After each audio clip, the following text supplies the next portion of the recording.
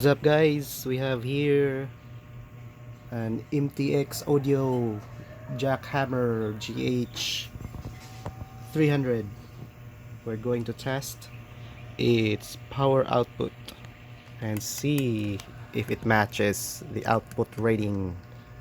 It's rated at 300 watts at 2 ohms. So I have here at 2 ohms dummy load, a true RMS multimeter to measure its output RMS, and the clamp meter together with the dummy load 2 ohms, and power supply 13.8 volts 200 amperes, and a clamp meter on its power supply input voltage to see how much power it will draw at certain power output, and our scope to see we can see the clipping point of this amplifier, and our 63 Hz test tone.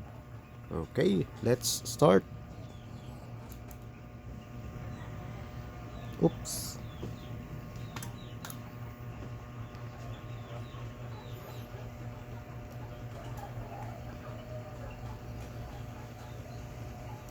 Wait a minute.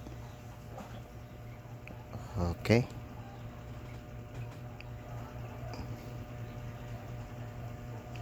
Alright, here it is.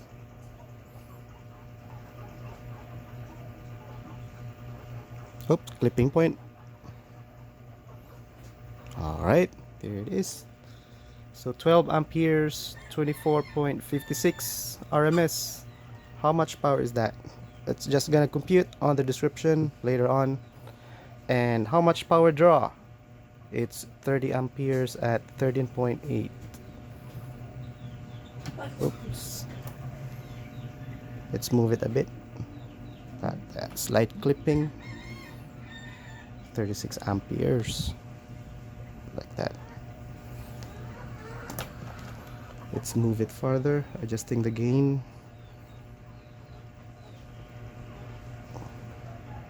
That one.